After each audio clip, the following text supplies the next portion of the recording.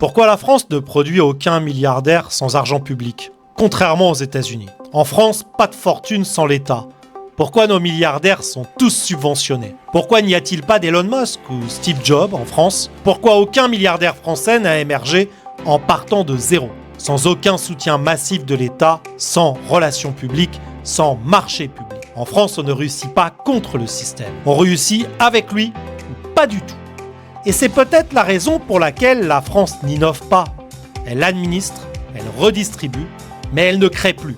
Dans cette vidéo, on va démontrer un à un les mythes de l'entrepreneuriat à la française. Et vous verrez pourquoi chaque milliardaire français est en fait une créature du système. La France, paradis des fortunes administrées, commençons par quelques faits. Sur les 10 plus grandes fortunes françaises, Bernard Arnault, François Pinault, la famille Bettencourt, les Dassault, les Bouygues, aucune ne s'est construite uniquement par le marché. Bernard Arnault, l'homme le plus riche du monde en 2023, il rachète Boussac et donc Dior en 1984, grâce au gouvernement socialiste de l'époque. Il convainc les pouvoirs publics de lui vendre le groupe à vil prix, restructure, revend des actifs non rentables et concentre tout sur Dior. Sans cette opération publique, LVMH n'existe pas. Les Bouygues, leur fortune vient des contrats d'infrastructures publiques. Routes, autoroutes, centrales, BTP pour les JO et TF1, première chaîne de télé privatisée dans les années 80, et confiée par le gouvernement à Bouygues. Depuis, le groupe vit des marchés publics et des concessions d'État. Dassault, vous l'avez compris, c'est l'avionneur, la défense nationale. Sans budget militaire, pas de Rafale.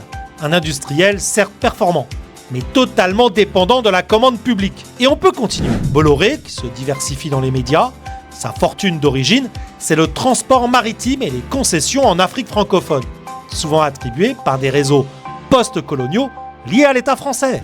Les Pinault ou les Bettencourt, du luxe, certes, mais avec des liens permanents avec la fiscalité favorable aux holdings.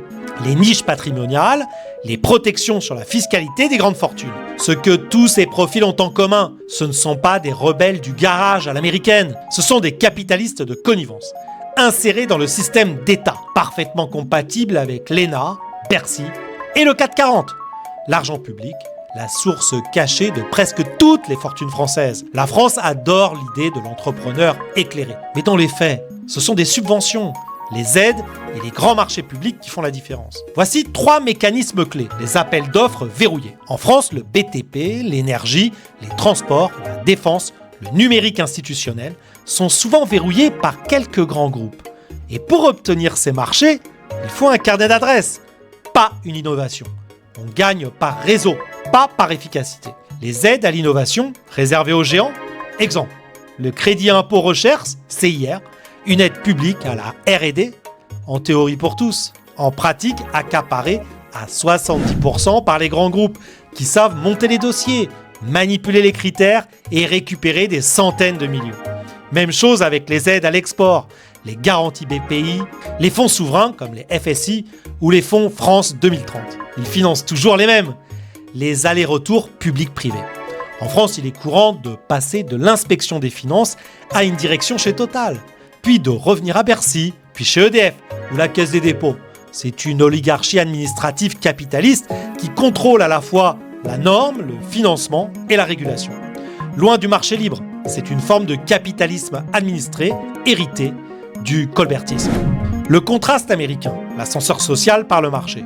A l'inverse, les États-Unis produisent des milliardaires à la chaîne, et souvent contre l'ordre établi. Steve Jobs, renvoyé d'Apple, revient par la porte de l'innovation. Elon Musk, rejeté par les constructeurs, impose Tesla à coups de brevets et de levée de fonds. Mark Zuckerberg, critiqué, poursuivi, mais dominant. Jeff Bezos commence dans un garage à Seattle, fonde Amazon, sans aucune aide de l'État. Bien sûr, certains perçoivent des subventions ou des contrats publics. Je nomme SpaceX avec la NASA, Tesla avec les crédits carbone, mais la logique est inversée. Ce sont des outsiders devenus incontournables, pas des insiders récompensés. Aux États-Unis, on peut ne connaître personne et devenir milliardaire. En France, il faut connaître tout le monde, puis devenir milliardaire. Grâce à eux. Pourquoi ce système bloque la création de valeur? Le problème, ce n'est pas d'avoir des milliardaires, c'est d'avoir des milliardaires issus d'un écosystème fermé. qui ne créent pas d'emplois dans les nouvelles technologies, qui ne prennent pas de risques industriels majeurs, qui vivent de la rente, pas de la disruption. Résultat, très peu de licornes françaises indépendantes, aucun GAFAM européen, une fuite des cerveaux constante et un système économique sclérosé où les jeunes créateurs sont poussés vers l'étranger pour réussir. La grande hypocrisie du capitalisme français.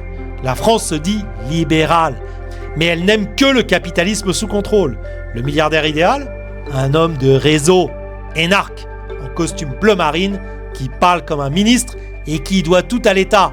Le self-made man, il fait peur. Il n'est pas contrôlable, il ne rend pas hommage à la République, il va à Dubaï et il parle anglais. C'est pour ça que des gens comme Xavier Niel ou Octave Klaba, au VH Claude, qui viennent vraiment du privé, sont si rares et toujours écartés des cercles de pouvoir. Alors, qu'est-ce qu'on peut dire en conclusion et qu'est-ce qu'il faut méditer? Tant que la France n'autorisera pas la création de richesses sans autorisation préalable, elle ne produira jamais de Steve Jobs ni de Musk. On peut critiquer les excès du capitalisme américain, mais au moins, il laisse une chance aux audacieux. En France, l'entrepreneur devient riche s'il ne dérange personne, s'il passe par les bonnes cases, s'il sait se taire au bon moment. Il devient rentier, plus qu'innovateur. Et c'est ça le vrai scandale. Et le mot japonais de la fin, Enko Shironsugi, le capitalisme de connivence, quand le succès ne dépend pas du mérite, mais de connexion. Si cette vidéo t'a éclairé, partage-la, abonne-toi et dis-moi en commentaire, penses-tu qu'un Elon Musk pourrait naître en France ou sommes-nous tous condamnés à un capitalisme d'État ?